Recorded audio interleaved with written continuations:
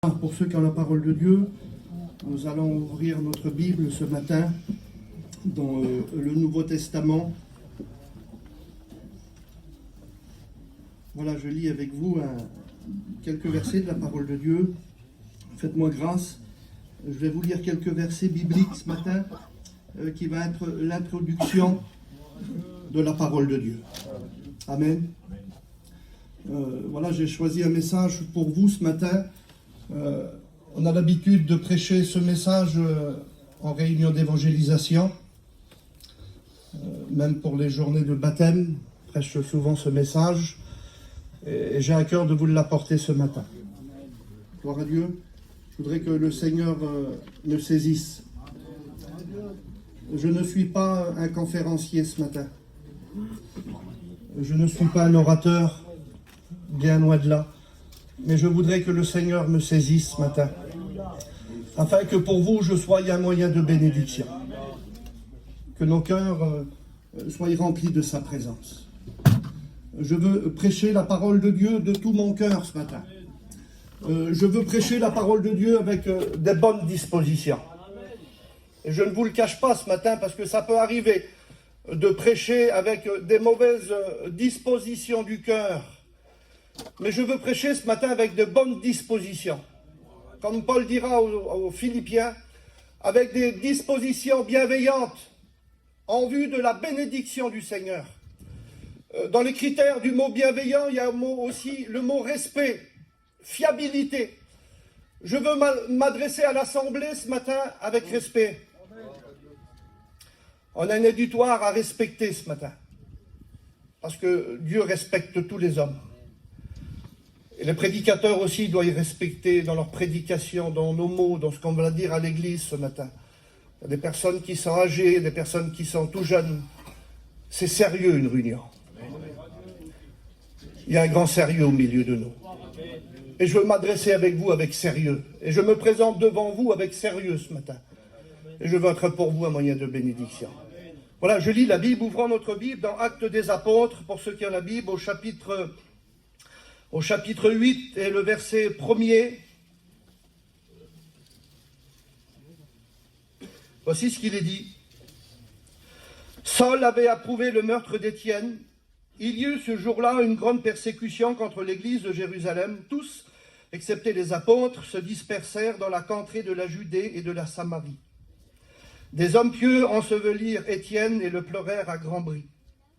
Saul, de son côté, ravageait les églises, pénétrant dans les maisons, arrachait hommes et femmes, et les faisait jeter en prison. Ceux qui avaient été dispersés allaient de lieu en lieu et annonçaient la bonne nouvelle. Amen. Verset 5. Philippe étant descendu dans la ville de Samarie, il prêcha le Christ. Les foules tout entières étaient attentives à ce que disait Philippe, lorsqu'ils apprirent et virent les miracles qu'il faisait. Car les esprits impurs sortirent, et plusieurs démoniaques, en poussant des grands cris. Et beaucoup de paralytiques et de boiteux furent guéris, et il y eut une grande joie dans la ville.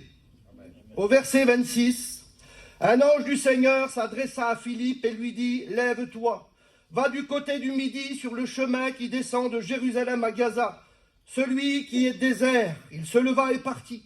Et voici un Éthiopien, un ministre de Candace, reine d'Éthiopie, surintendant de tous ses trésors, venu à Jérusalem pour adorer. S'en retournant assis sur son char, il lisait le prophète Ésaïe, donc le livre. L'Esprit dit à Philippe, avance et approche-toi de ce char. Philippe accourut et entendit l'Éthiopien qui lisait le prophète Ésaïe et lui dit, comprends-tu ce que tu lis? Il répondit, comment le pourrais-je si personne ne me guide? Il invita Philippe à entrer, à monter avec lui et à s'asseoir avec lui. Et le passage de l'écriture qu'il lisait était celui-ci. Il a été mené comme une brebis à la boucherie, comme un agneau muet devant celui qui le tend. Il n'a point ouvert la bouche. Je continue, c'est seulement bon de lire la Bible. Dans son humiliation, son jugement a été levé. Et sa postérité, qui la dépeindra? Qui l'expliquera? Qui la racontera? L'Église. Amen. Alléluia. L'Église le raconte ce matin. Amen. Je voudrais prier. Alléluia. Qui la dépeindra? Qui l'expliquera? Alléluia. Qui n'en parlera à l'Église?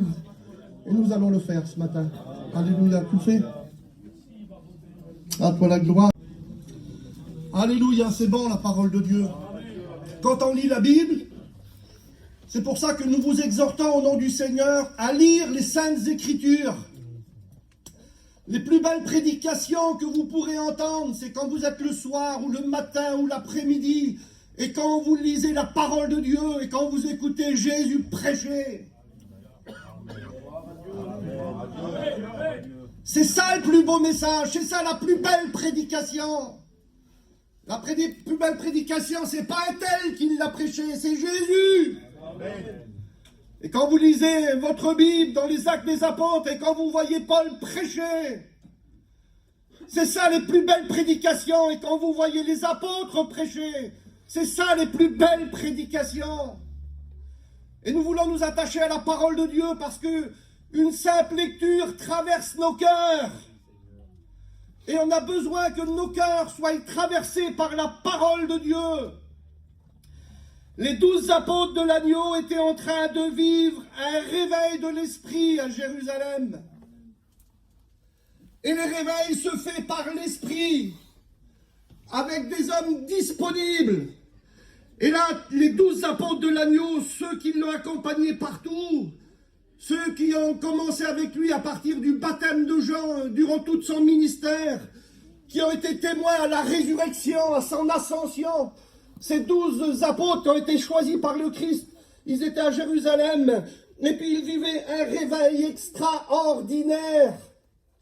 Nous avons besoin, frères et sœurs, de vivre dans nos foyers de réveil. C'est ce que nous avons besoin. Nous avons besoin de réveil. Et puis la parole de Dieu nous dit que les apôtres prêchaient avec assurance. Ce n'était pas des peut-être. C'était avec assurance, ils prêchaient avec conviction et ils prêchaient avec puissance le message de la croix et de la résurrection de Jésus-Christ. Et ils étaient remplis du Saint-Esprit pour prêcher ce message. Et ce message a bouleversé Jérusalem. Avec ce message, tout l'Empire romain a été bouleversé. Avec ce message, le monde entier a été bouleversé. Avec ce message, la mort de Jésus à la croix du Calvaire et sa résurrection, notre peuple a été bouleversé par ce message. Et il y a plus de 70 ans de cela, avec ce même message, il y eut un grand réveil au milieu de nous. La preuve est ici ce matin. Il y eut un grand réveil. Et puis quand les apôtres prêchaient, la parole de Dieu nous dit que les chefs religieux, les sanédrins, les sacrificateurs, les scribes, ils étaient étonnés dans leur cœur de voir les apôtres prêcher d'une telle façon. Ils voyaient Pierre qui prêchait avec assurance. Et la Bible nous dit qu'ils étaient étonnés, que sachant que c'était des hommes du peuple, sans instruction, ils n'avaient pas fait de grandes écoles.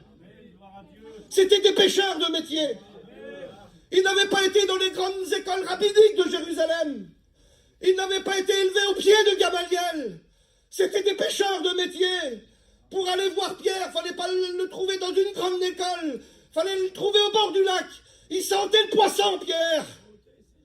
La nuit, il pêchait. La journée, il réparait ses filets. Et si vous voulez une belle prédication, c'était une belle explication de l'Ancien Testament. C'était pas vers lui qu'il faut aller. Mais il était rempli du Saint-Esprit. Il était rempli de la présence de Dieu. Ah, c'est vrai qu'il n'a jamais vécu avec Gamaliel. Il n'a jamais fréquenté l'école de Jérusalem. Mais il a vécu 3 ans et demi avec Jésus. Et la Bible nous dit qu'on les avait reconnus pour avoir vécu avec Jésus. Laissez-moi vous dire ce matin que les gens reconnaissent que l'on vit avec Jésus. Merci Seigneur. Voilà ce que les gens doivent voir en nous.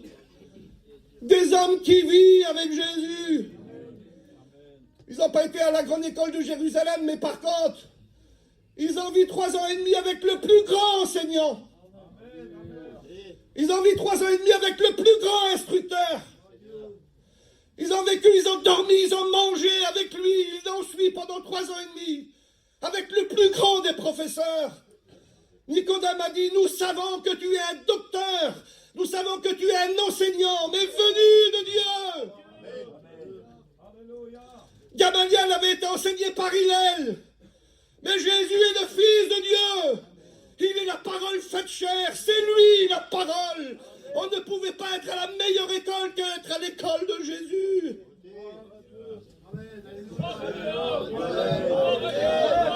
Tu veux apprendre ce matin? C'est à l'école de Jésus qu'il faut être. Merci Seigneur pour notre école biblique. Que Dieu bénisse notre école biblique. Mais notre école biblique, elle est au pied de Jésus. Et là, ils sont au pied de Jésus. Mais des hommes qui sentent le poisson, ils sont au pied de Jésus. Et ils bouleversent Jérusalem. Alléluia. Que le nom du Seigneur soit béni. Et que le nom du Seigneur soit glorifié. Le plus grand rabbin, le plus grand docteur, le plus grand enseignant, le plus grand, il s'appelle Jésus. Amen. Amen. Et la Bible dit que les apôtres rendaient avec beaucoup de force témoignage de la résurrection de Jésus et une grande grâce reposait sur eux. Les malades étaient guéris. Quand Pierre passait dans les rues, son homme couvrait les malades étaient guéris. On amenait toutes sortes de personnes avec des liens impossibles à délier, mais des liens qu'on n'avait jamais déliés à Jérusalem, et ni ailleurs. Et on venait devant les serviteurs de Dieu, ils étaient remplis de la grâce et du Saint-Esprit, et ils prêchaient avec puissance le nom du Seigneur. Et il y a eu un grand bouleversement à Jérusalem. La Bible dit que le nombre des disciples augmentait à Jérusalem. Et même les sacrificateurs sont venus à la grâce de Dieu. Des hommes qui avaient vécu tout le temps dans le judaïsme, qui avaient grandi dans l'appel à être sacrificateurs, ils étaient sous la descendance d'Aaron, et puis ils avaient des projets, ils devaient rentrer dans le temple, ils devaient faire le service dans le temple, brûler des parfums, certains rentraient dans le lieu saint, d'autres dans le lieu très saint, ils avaient consacré toute leur vie. Il y avait des coutumes, il y avait des traditions, mais devant la grâce de Dieu, devant la grâce de Dieu, ils ont abandonné le judaïsme. Ils se tournent du judaïsme. C'est fini le temple. Comment c'est fini le temple? On a trouvé un meilleur temple. Alléluia. On a trouvé le Fils de Dieu.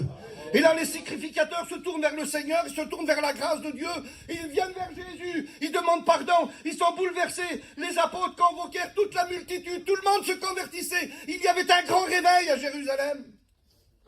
Vous n'aspirez pas à un réveil chez vous? Vous n'aspirez pas à la grâce de Dieu chez vous? Je ne prêche pas la théorie ce matin. Je prêche la puissance du Saint-Esprit. Nous avons besoin que le Seigneur vienne bousculer nos vies, que Dieu vienne bousculer nos foyers, qui nous remue, vous savez, comme l'ange qui est venu vers Élie. Mais il dit, que fais-tu ici? Mais bouge, mon vieux, arrête de rester ici, arrête d'avoir de telles pensées, arrête de l'avoir finir avec ta vie, arrête, tu veux abandonner, mais c'est pas fini pour toi. Il faut que Dieu vienne bousculer nos cœurs, mes frères. Il faut qu'il vienne bousculer nos ministères. Il vient que le Seigneur vienne toucher nos enfants. Nous aspirons à la bénédiction. Le diable voudrait nous endormir. Le diable nous peint des tableaux. Mais c'est pas pour nous tout cela. La volonté de Dieu est devant nous. Nous avons besoin de nous attacher. Laissons-nous pas rouler par le diable. Laissons-nous pas prendre par le monde. Le monde nous veut, mais on ne veut pas. Le monde nous appelle, on viendra jamais. Nous voulons obéir à l'appel du Christ. Alléluia. Nous voulons obéir à sa parole. Nous voulons nous dépouiller des œuvres des ténèbres, dit la parole de Dieu. Nous voulons marcher vers le Seigneur. Jésus revient bientôt. Et nous voulons nous attacher à sa parole. Et puis tout le monde venait, des dizaines d'âmes, des dizaines, des centaines, des milliers venaient à la grâce de Dieu. La Bible dit qu'à Jérusalem, tous les jours, les âmes se convertissaient. Tu te levais le matin, tu assistais à une réunion, une âme se donnait au Seigneur. Un démon était délivré. Un aveugle voyait, les paralytiques marchaient. Mais c'était tous les jours. Les gens venaient par dizaines, par centaines, par milliers. Ils venaient à la grâce de Dieu. Mais toute Jérusalem était inondée par la grâce de Dieu. L'évangile, c'est la puissance de Dieu. L'évangile, c'est pas quelque chose de fragile. C'est pas fatigué, l'évangile. Il y a de la puissance de l'évangile. Des fois, il y a tant de faiblesse dans nos cœurs. Il y a tellement de manquements. Des fois, il y a tellement de recul. Mais il y a de la puissance dans l'évangile. Le Seigneur est au milieu de nous, il veut faire du bien dans les cœurs. Et puis là, la parole de Dieu, tout le monde se convertit, il y a des centaines de personnes.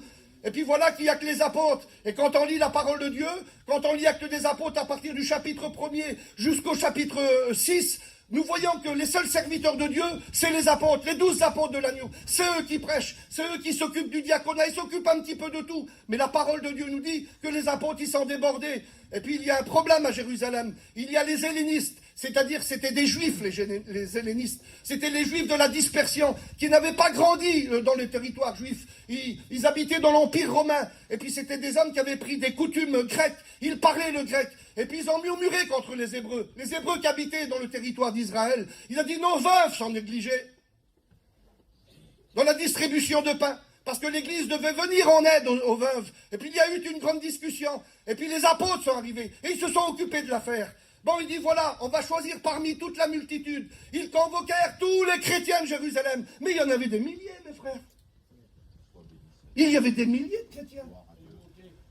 Parce que quand Pierre il a prêché, il y en a eu 3000. Bien sûr, il y avait ceux qui venaient à Jérusalem pour adorer, c'était la fête de la Pentecôte, il y en a beaucoup qui sont repartis, mais le réveil ne s'est pas arrêté là. Après, il y en a eu 5000. Et tous les jours, ça se convertissait. Pendant des mois, les âmes se convertissaient. Alors, il y a eu des centaines et des centaines de chrétiens. Mais parmi ces chrétiens-là, il fallait faire un choix. Il fallait choisir des diacres, au nombre de 7. Et les apôtres vont dire, choisissez parmi vous 7 frères qui vont servir aux tables. Ça va être les diacres. C'est l'institution des diacres dans la parole de Dieu.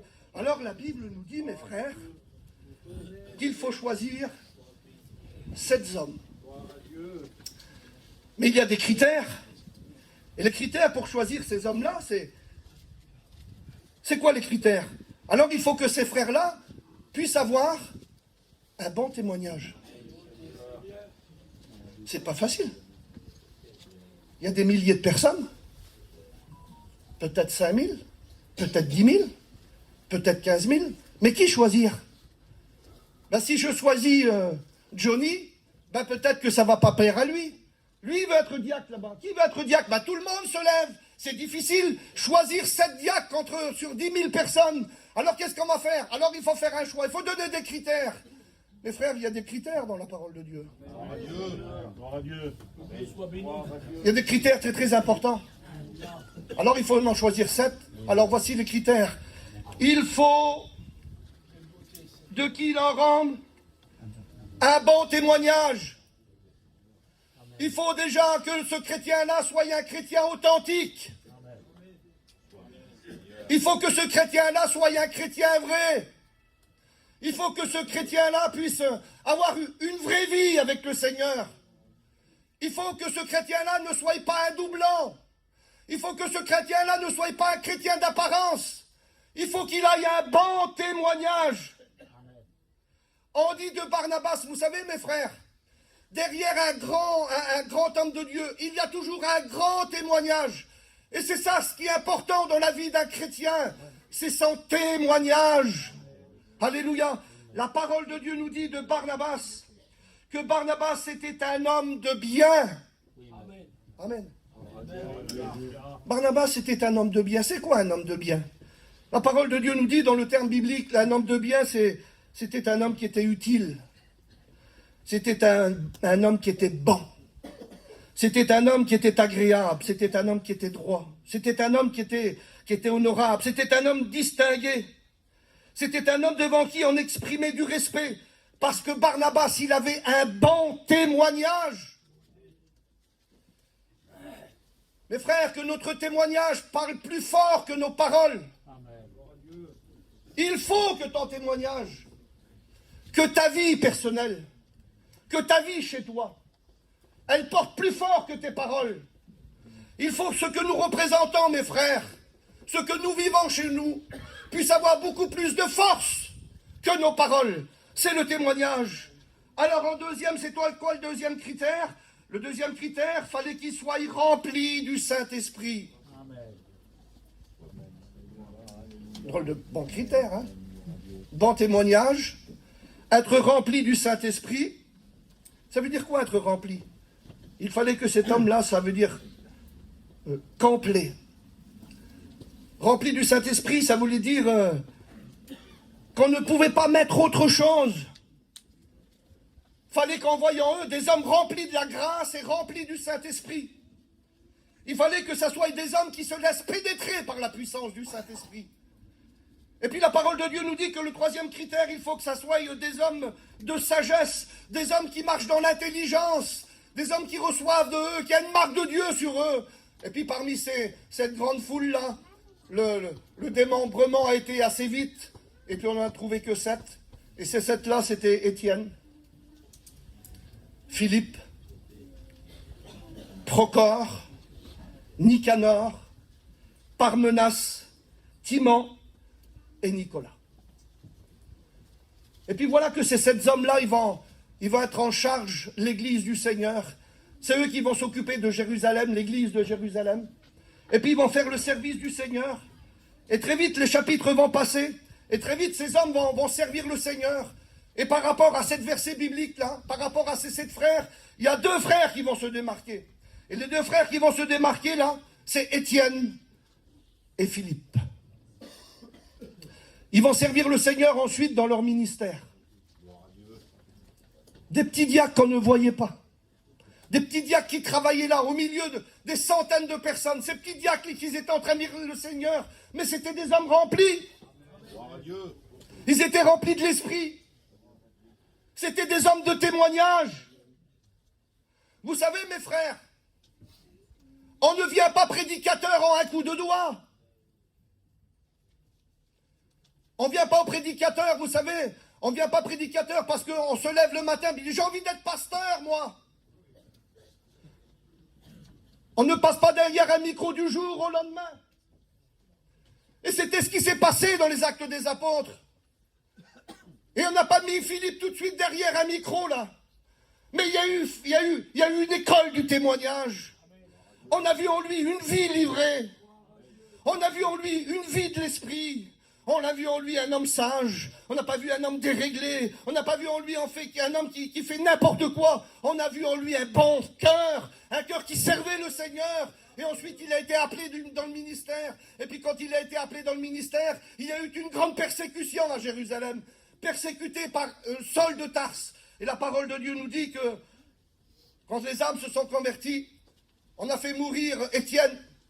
Et puis quand on a lapidé Étienne, il s'est passé quelque chose à Jérusalem. C'est que tous, excepté les apôtres, ont fui Jérusalem. Parce que tout le monde avait peur. Il n'y avait plus de chrétiens à Jérusalem. Il n'y avait que quelques serviteurs de Dieu, mais qui prêchaient en se cachant. Vous voulez l'imposition des mains? C'était difficile. Vous voulez une réunion à Jérusalem? C'était difficile. Vous voulez rencontrer un pasteur? C'était difficile. Il n'y avait plus de chrétiens. Et tout le monde se sont sauvés. Tout le monde est parti de droite, de gauche. Et la parole de Dieu nous dit que Philippe, il descend à Samarie. Il part de Jérusalem. Il descend à Samarie. Et il prêche le Christ. Amen. Amen. Il est animé avec un message. Et ce message, c'est le message de Jésus. Et quand il prêche, il y a un réveil qui se fait. Les Samaritains viennent à la grâce du Seigneur. La porte est ouverte aux Samaritains. Ils se tournent vers la grâce de Dieu. La Bible dit qu'il y a des boiteux qui marchent. Les malades sont guéris. Ceux qui sont animés d'esprit impur sont délivrés par le message de Jésus. Et là, il y a un grand réveil qui se fait à Samarie. Et les âmes viennent au Seigneur. Et puis les apôtres qui sont à Jérusalem, ils entendent dire qu'il y a un grand réveil à Samarie. Alors que ce que font les anciens, ils envoient Pierre et ils envoient Jean. Et quand Pierre et Jean, ils arrivent là-bas à Samarie, ils voient le grand réveil. Ils ne sont pas venus là pour arrêter Philippe. Ils ne sont pas venus pour s'opposer à Philippe. Ils ne sont pas venus pour barrer la route à Philippe en disant « Qu'est-ce que tu fais, Philippe? Qu'est-ce que tu fais? Il ne faut pas prêcher ici. » Mais non, ils arrivent, ils donnent la main d'association. Il y a des frères qui ont besoin de la grâce du Seigneur. Ils ont été baptisés au nom de Jésus, au nom du Père, du Fils et du Saint-Esprit. Et ils n'ont pas reçu le baptême du Saint-Esprit. Et puis Pierre et Jean, ils arrivent là. Ils arrivent vers quelques frères. Ils vont prier pour eux, ils vont leur imposer les mains. Et il va y avoir des baptêmes du Saint-Esprit à Philippe. Et ça, c'est les actes des apôtres. Et Ils sont remplis de la grâce de Dieu. Ils sont remplis du Saint-Esprit. Partout, il y a des âmes qui se donnent au Seigneur. Et partout, il y a des baptêmes du Saint-Esprit. Et nous avons besoin, mes frères, nous avons besoin, mes sœurs, de voir au milieu de notre peuple des âmes qui viennent au Seigneur. Et nous avons besoin de voir des baptêmes du Saint-Esprit. Mes frères, l'Église Vie et Lumière, elle sort de Jérusalem. Amen. Amen.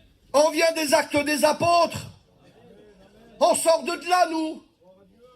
Ça veut dire que on pratique le baptême du Saint-Esprit. On pratique les dons spirituels.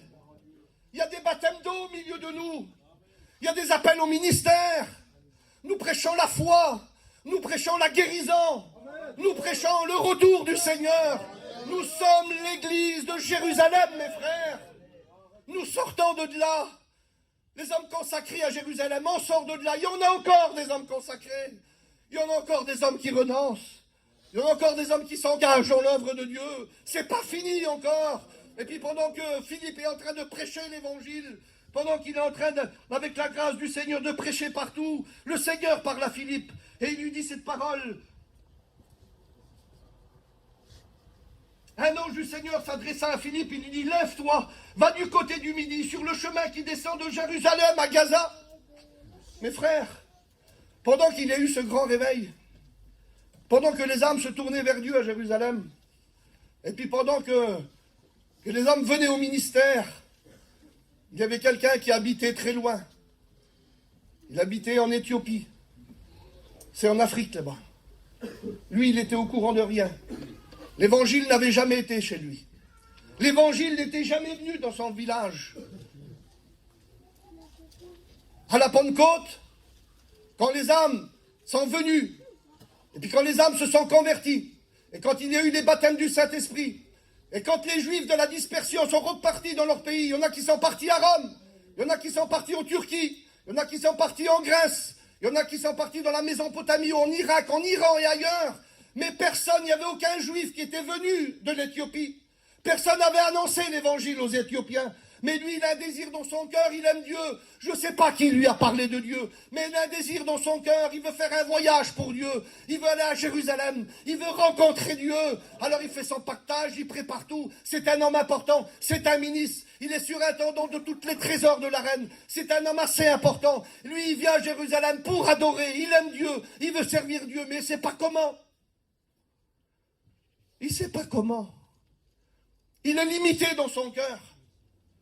Comment trouver Dieu? Comment servir Dieu? Alors il fait ce voyage-là. Il ne sait pas que Jésus est mort à la croix du Calvaire. Il ne sait pas qu'il est ressuscité. Il ne sait pas qu'il y a une grande persécution à Jérusalem. Il ne connaît pas ces choses. Il ne sait pas ces choses. Il prépare toutes ses affaires. Il fait pratiquement 4000 kilomètres pour faire un voyage pour Dieu.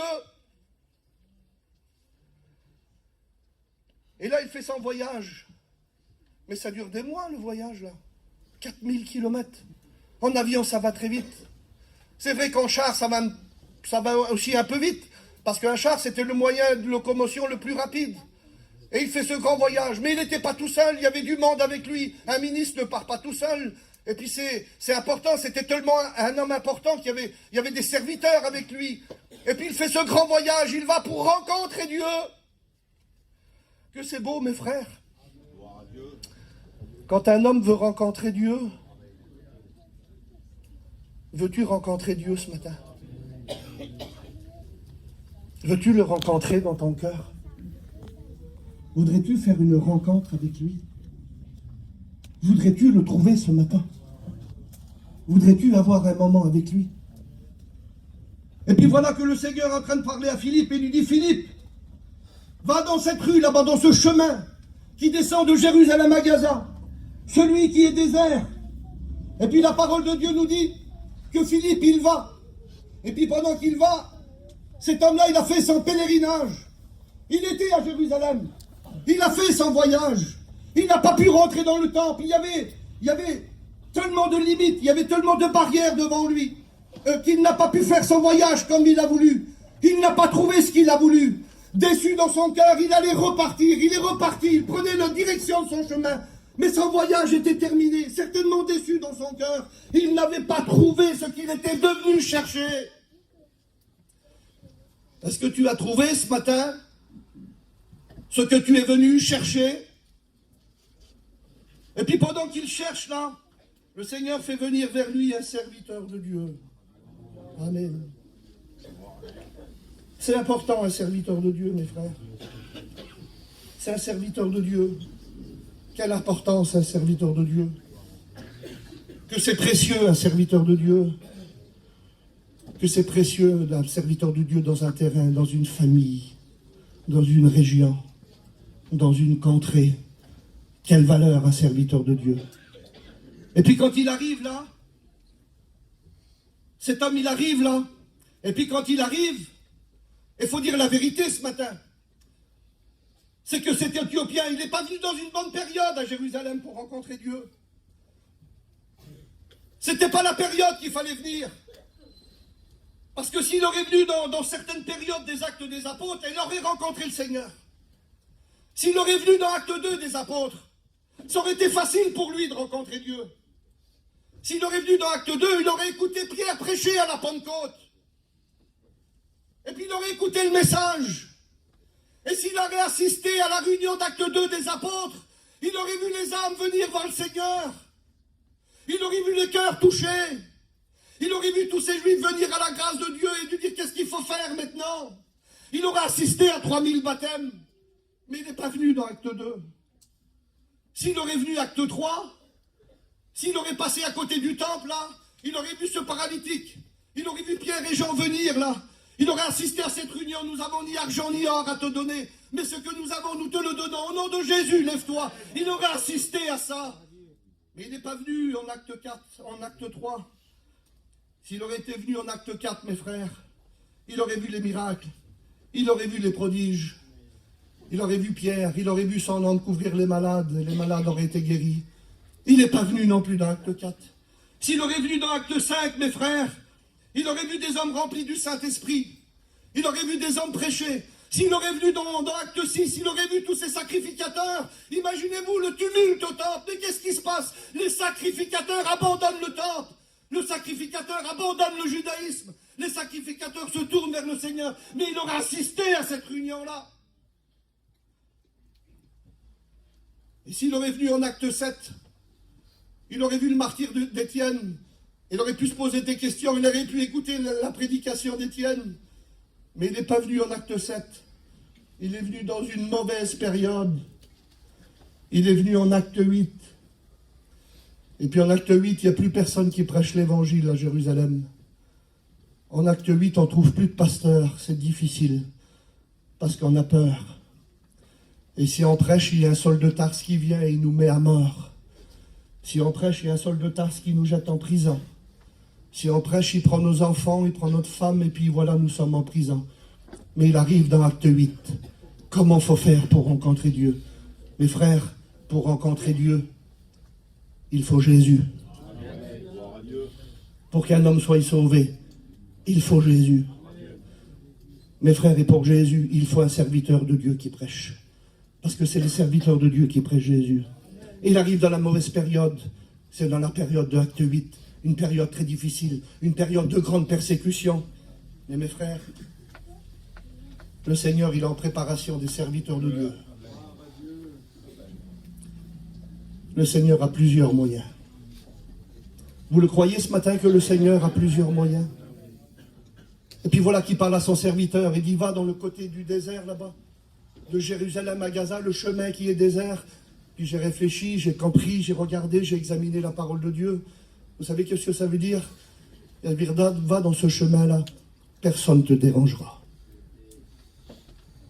Va dans ce chemin-là, il n'y aura pas de persécuteur. Va dans ce chemin-là, tu seras tout seul. Tu pourras faire ta réunion. Tu pourras prêcher. Personne ne te dérangera.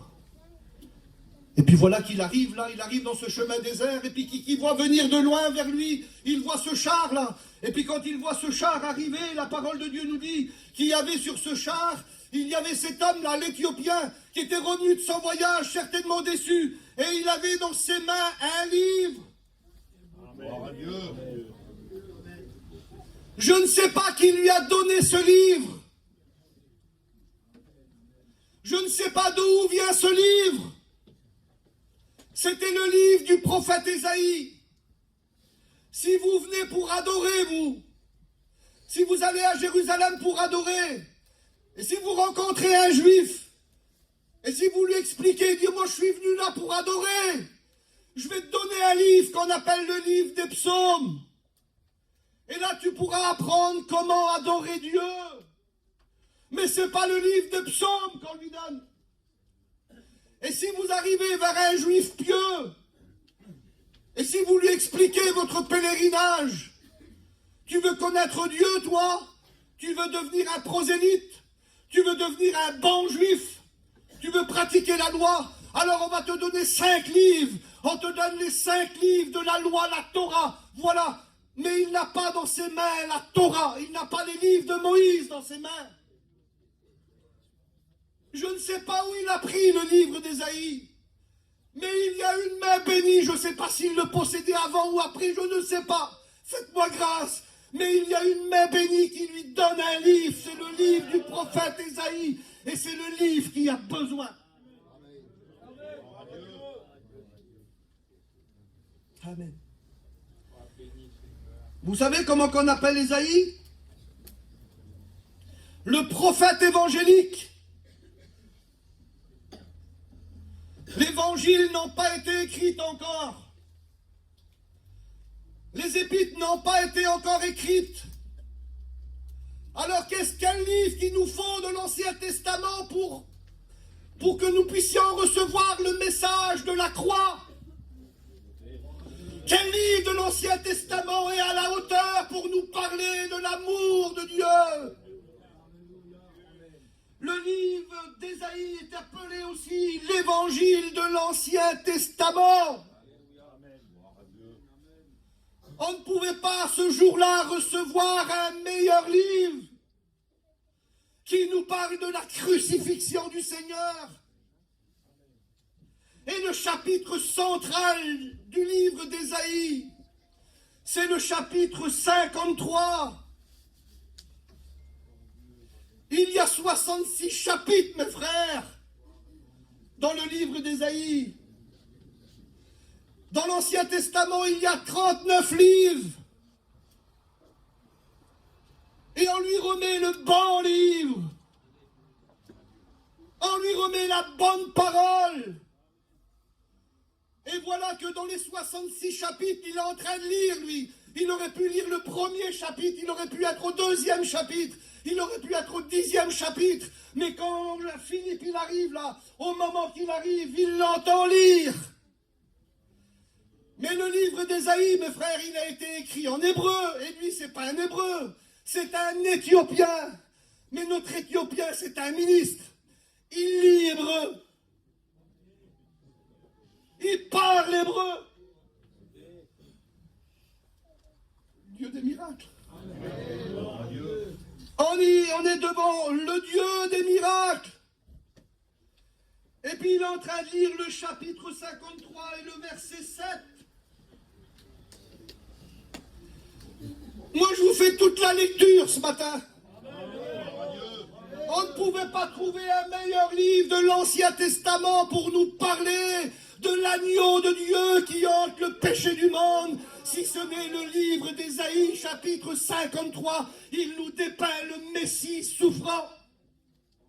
Et notre Éthiopien qui cherche Dieu, qui ne connaît pas Dieu, qui ne connaît pas la nouvelle naissance, qui ne connaît pas le baptême, qui ne connaît pas la crucifixion, qui ne connaît rien du tout, il ne connaît pas la résurrection, il est dans le bon livre, il est au bon endroit, personne ne l'arrêtera. Saul de Tarse est très loin, personne n'est là, il n'y a que lui, son petit groupe et un serviteur de Dieu qui est prêt pour lui. S'il aurait dit à Pierre, Pierre, va là-bas, et puis si Pierre, il aurait vu notre Éthiopien, il dit non, je ne peux pas, je suis un juif pieux, moi, je ne peux pas prêcher l'évangile, il n'y a rien d'impur qui est rentré dans ma bouche, vous savez, comme la vision de chapitre 10 des Actes des Apôtres, je ne prends pas, mais pourquoi qu'il n'a pas envoyé Jean, pourquoi qu'il n'a pas envoyé Jacques, mais pourquoi? Mais il fallait un Philippe. Et Philippe, c'est l'homme de la situation. J'aimerais vous dire, frères et sœurs, acte 1, acte 2, acte 3, jusqu'à acte 6, acte 7, c'est les 12 apôtres de l'agneau, ceux qui ont été choisis par Jésus. Mais mes frères, mes sœurs, il n'y a pas que 12 apôtres de l'agneau, il y a d'autres serviteurs de Dieu, il y a d'autres hommes qui sont en préparation, qui sont prêts à faire la volonté de Dieu, des hommes prêts, des hommes de la situation. Et Philippe, ce jour-là, il est l'homme de la situation. Et mon Éthiopien sur son char, déçu de son voyage, il lit cela. Parce qu'avant d'arriver au chapitre 7, il commence au chapitre 53. Qui a cru à ce qui était annoncé, qui a reconnu le bras de l'Éternel? Il s'est élevé devant lui comme une faible plante, comme un rejeton qui sort d'une terre desséchée.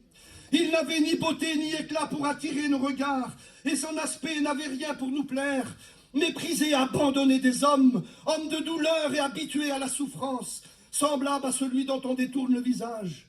Nous l'avons dédaigné, nous avons fait de lui aucun cas. Cependant, ce sont nos souffrances qu'il a portées, ce sont nos douleurs qu'il s'est chargé. Et nous l'avons considéré comme puni, frappé de Dieu et humilié. Mais il était blessé pour nos péchés, brisé pour nos iniquités. Le châtiment qui nous donne la paix est tombé pour lui. Oui, Ésaïe, c'est un évangéliste. Amen. Alléluia.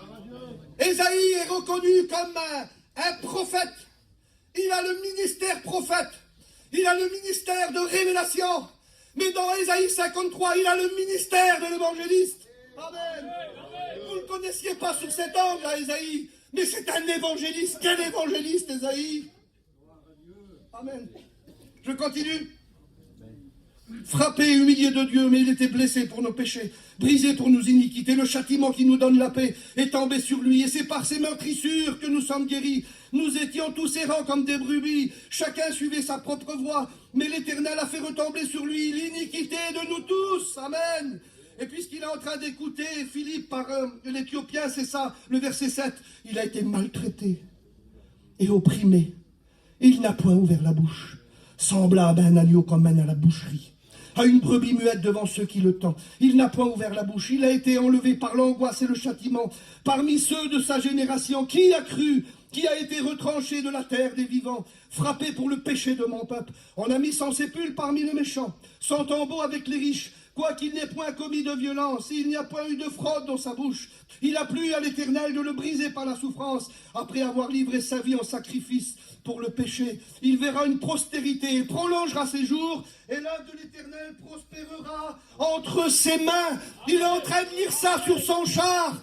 Et puis quand Philippe arrive, il entend cette lecture, et il ose lui dire, c'est un ministre, il a de l'instruction, il a fait des grandes écoles, il savait lire, il savait compter, et il lui dit, comprends-tu ce que tu lis? J'aimerais te dire ce matin, tu comprends la vie chrétienne, toi? Tu sais ce que la vie chrétienne c'est? C'est quoi la vie chrétienne? La vie chrétienne, c'est pas de vivre n'importe comment, c'est pas d'aller n'importe où, c'est pas de consommer n'importe quoi. Comprends-tu la vie chrétienne ce matin?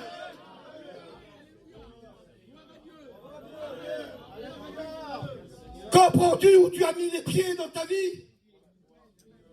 Comprends-tu la façon que tu marches ce matin? Est-ce que tu comprends? Comprends-tu comment tu livres ta vie? Comprends-tu comment il est ton témoignage? Est-ce que tu as compris l'évangile? T'es attiré par autre chose que l'évangile? Est-ce que tu as bien compris? T'aimes pas ces dieux? Est-ce que tu as bien compris ce matin? Il y a de la négligence dans ton cœur. Est-ce que tu as bien compris? Tu as bien compris qui est Jésus. Tu as bien compris le sacrifice. Tu as bien compris le respect que tu dois avoir pour lui ce matin. Tu aimes le monde. Tu es partagé. Tu es mélangé. Est-ce que tu as bien compris l'évangile ce matin? Mais dis, comprends-tu ce que tu lis là? Mais dis, comment pourrais-je? Il dit, viens me guider. Viens m'expliquer. T'as compris, toi, la vie chrétienne? On va te l'expliquer au nom du Seigneur. Est-ce que t'as bien compris la vie chrétienne? Tu sais ce que c'est la sainteté? Tu sais ce que c'est un renoncement? Tu sais ce que c'est une vie livrée? Tu sais ce que c'est une vie de pardon? Tu pardonnes les autres? Tu sais ce que c'est le pardon? Tu sais ce que c'est les dons spirituels? Tu sais ce que c'est le baptême du Saint-Esprit? Tu sais ce que c'est ressentir sa présence? Tu connais la présence de Dieu? Comprends-tu ce que tu lis? Et puis il l'invite à monter dans son char. Et puis l'Éthiopien lui pose une question. Mais il dit, dis-moi Philippe, je voudrais te poser une question. Il n'y avait pas que Philippe dans le char, je vous le promets. Il y avait le Saint-Esprit dans le char. C'est qu'avant que Philippe était en train de venir, pendant qu'il était sur son char, le Saint-Esprit est en train de lui parler. Et puis la question qu'il pose à Philippe, il dit, Philippe, dis-moi, mais de qui parle le prophète? C'est qui parle? Il dit, il parle de lui ou de quelqu'un d'autre? Il comprenait qu'il y avait quelque chose qui se passait là. Et ce quelqu'un d'autre, c'est Jésus. Tu le connais, toi, ce quelqu'un d'autre? Et la Bible dit que Philippe, ouvrant la bouche, et il lui parle de ce quelqu'un d'autre. Alléluia. Il lui parle de Jésus. Il lui parle de la croix. Tu sais pas, il y a quelque temps, quelques années, pas beaucoup d'années, là à Jérusalem, pas loin où tu es venu là, tu as peut-être passé à côté. Il y a une petite montagne là, c'est Golgotha. Dans les murs où tu as passé, tu aurais voulu rentrer dans le temple, tu n'as pas voulu. Toi, la petite rue que tu as passée là, tu as peut-être passé par la porte de Damas. Tu as peut-être passé là, il a passé là, lui, avec la croix. Son dos était labouré. Il avait une couronne d'épines. Il était rempli de crachats. On s'était moqué de lui. Il avait passé la nuit dans le prétoire, on l'avait frappé, on l'avait injurié. On l'a mis sur la croix, on l'a crucifié, on a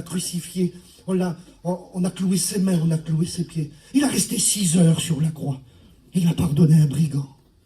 6 heures après, il est mort. Tu sais ce qu'on a fait? On a pris son corps, on l'a mis à côté, il y a un petit jardin là. Et puis dans le petit jardin, il y avait un tombeau qui était tout neuf. C'était le tombeau de Joseph d'Arimathée. Et on l'a mis là. Mais 3 jours après, tu sais pas ce qui s'est passé. Il est ressuscité. Alléluia. Et il vit et il est au milieu de nous. Et puis il lui prêche le message. Il lui prêche le message. Il dit, si tu viens à la repentance, il pardonnera ton péché. Qu'est-ce qu'il faut faire? Celui qui croira et qui sera baptisé sera sauvé. Il lui prêche la nouvelle naissance. Il lui prêche l'amour du Seigneur. Et puis ça rentre dans son cœur. Il est en train de comprendre. Il comprend le vrai message. Il est en train de comprendre qu'Ésaïe 53, c'est pas le prophète Ésaïe, mais c'est Jésus, le Fils de Dieu, qui est mort à la croix du Calvaire. Et puis là, à ce moment-là, il rencontre de l'eau. Il n'y a pas d'eau dans le désert. Il n'y a pas d'eau à Jérusalem. Il n'y a que le lac, la source d'eau. C'est le lac en Galilée et c'est le Jourdain. Il n'y a pas d'autre source d'eau. Mais Dieu, il est capable de créer de l'eau là, il n'y en a pas. Il crée des situations bénies. Et pendant qu'il est en train de rouler, il rencontre de l'eau. Et il dit, qu'est-ce qu'empêche que je suis baptisé? Il a tout compris. Il ne connaît pas le baptême, lui. Oui, mais c'est Philippe qui lui prêche le baptême. Il ne connaît pas la nouvelle naissance. Parce que pour être baptisé, il faut être né de nouveau. Mais il comprend à ce moment-là. Parce qu'il lui enseigne la parole de Dieu. Mais qu'est-ce qui empêche que je sois baptisé? Mais il dit, si tu crois qu'il est le Fils de Dieu, cela est possible. Il dit, je crois. Je crois que c'est mon sauveur. Je crois que c'est le Fils de Dieu. Alors il dit, descendons ensemble.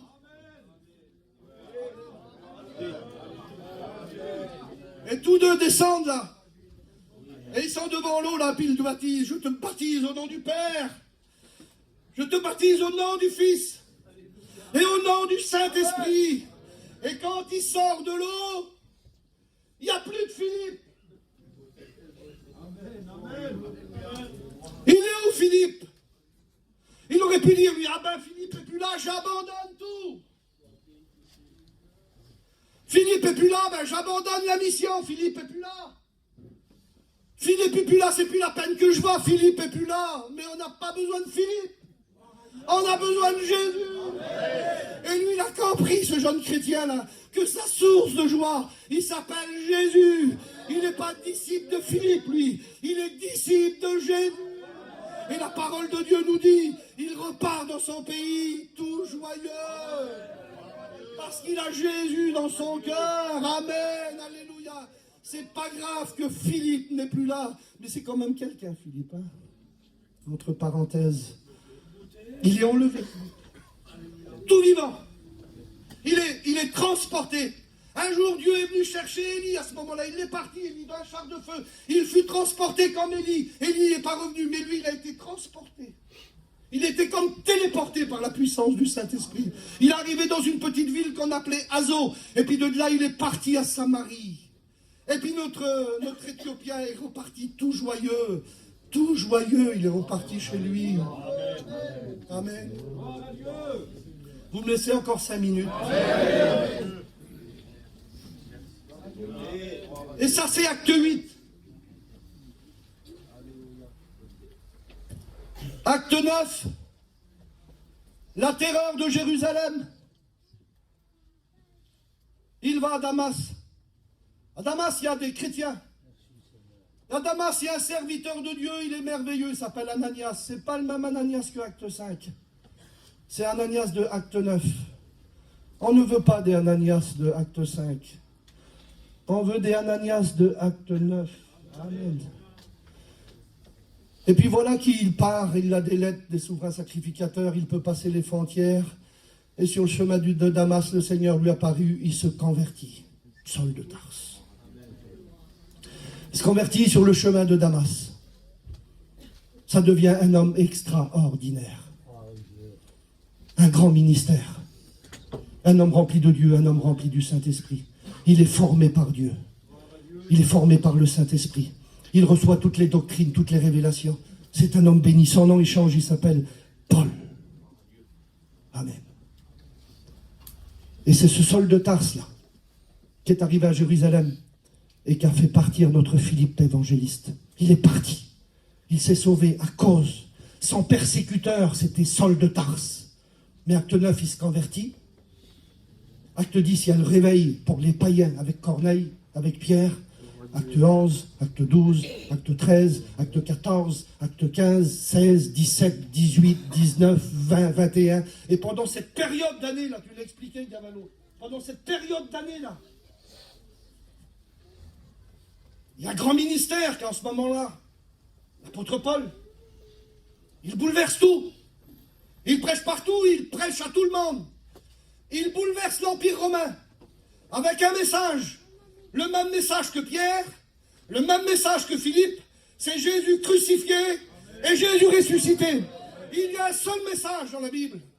Alors lui, il arrive là, il prêche l'évangile dans l'Asie mineure, il fonde les églises. Premier voyage missionnaire, il fonde toutes les églises, c'est les églises de la Galatie. Des épîtres sont écrits pour ces églises qui ont besoin de doctrine, qui ont besoin d'enseignement, qui ont besoin de nourriture. C'est les épîtres aux Galates, il y a Lys, il y a Derbe et d'autres pays. Premier voyage missionnaire. Deuxième voyage missionnaire, des mois passent, des années passent. Deuxième voyage missionnaire, il est appelé pour la Macédoine. Il va en Macédoine, il fonde les églises. Il y a Philippe, il y a Thessalonique, il va à Athènes, il fonde l'église de Corinthe. C'est le deuxième voyage missionnaire, mais des années. Troisième voyage missionnaire, il va à Éphèse. Et il fonde l'église d'Éphèse lors de son voyage missionnaire. Il fait un petit tour à Éphèse, il prêche l'évangile, il part pour la fête à Jérusalem. De Jérusalem, il revient à Éphèse, acte chapitre 19. Il prêche l'évangile, les Éphésiens se tournent vers le Seigneur. Il y a un grand réveil à ce moment-là. C'est le troisième voyage missionnaire. Des années se sont passées. Et puis dans tous ces chapitres-là, on n'entend plus parler de Philippe. Il semblerait que Philippe n'existe plus dans ces 10 chapitres, 12 chapitres des Actes des Apôtres. Mais il existe toujours. Il est toujours là. Il n'a pas pris la grosse tête. Et quand il est arrivé à Azo, rappelez-vous, il n'a pas dit, écoutez, il faut vous convertir, hein.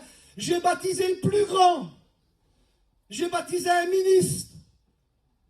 J'ai baptisé celui qui a le pactole.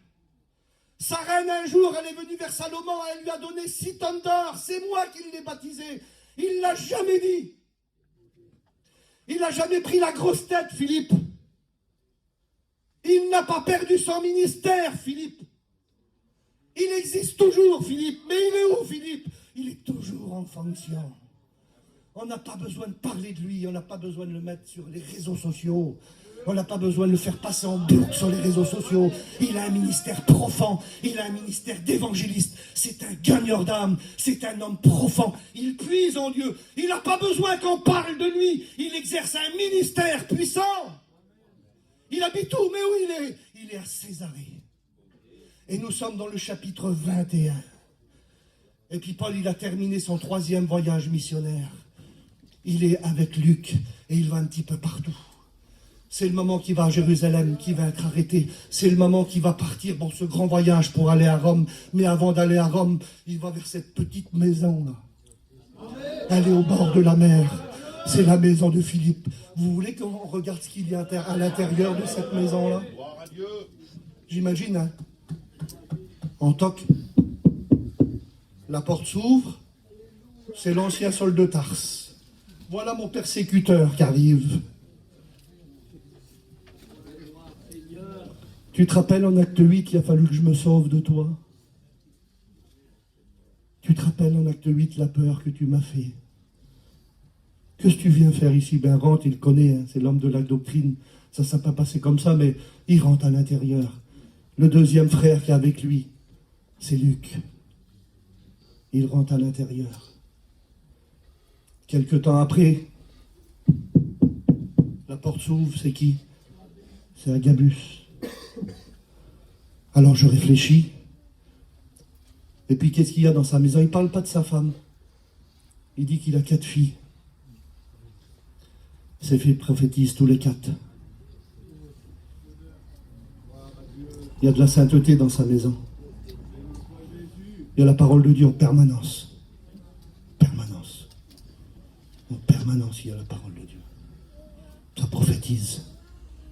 Alors je réfléchis. Qu'est-ce que cette maison abrite? Elle abrite un grand évangéliste. Amen. Qu'est-ce qu'il y a dans ta maison? Dis frère, j'ai un chrétien moi dans ma maison. Amen. Il y a quoi dans ta maison? Il y a une femme de prière, moi frère, dans ma maison. J'étais presque tenté, mais tant pis, il y a quoi dans ta maison?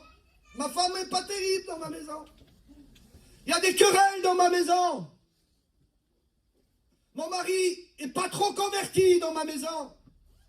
Il y a un petit peu de trafic dans ma maison. Qu'est-ce qu'il y a? C'est pas trop droit dans ma maison. Il y a quoi chez toi, Philippe? Il y a un évangéliste. C'est quoi un évangéliste? C'est celui qui gagne les âmes. Alors dans sa maison, il y a un évangéliste. Amen. Il y a quoi dans ta maison, Philippe? Il y a la prophétie dans ma maison. Ma maison abrite les dons spirituels. Qu'y a-t-il dans ta maison, Philippe? Dans ma maison, il y a la sainteté, tu sais. Dans ma maison, il y a de la sanctification à travers mes filles. Il y a de la sanctification. Il marche fidèle avec le Seigneur. Il y a quoi dans ta maison, Philippe? Dans ma maison, il y a 13 épîtres. Gloire à Dieu. Dans ma maison, il y a toute la doctrine, tu sais. Dans ma maison, on ne fait pas n'importe quoi. Dans ma maison, on mange de la bonne nourriture. Dans ma maison, on consomme la vraie parole. On ne mange pas n'importe quoi dans ma maison. On ne trie pas n'importe quoi. Parce qu'il y a 13 épîtres avec la parole de Dieu. Il y a 13 épîtres avec l'apôtre Paul. Il y a tout ça dans ma maison.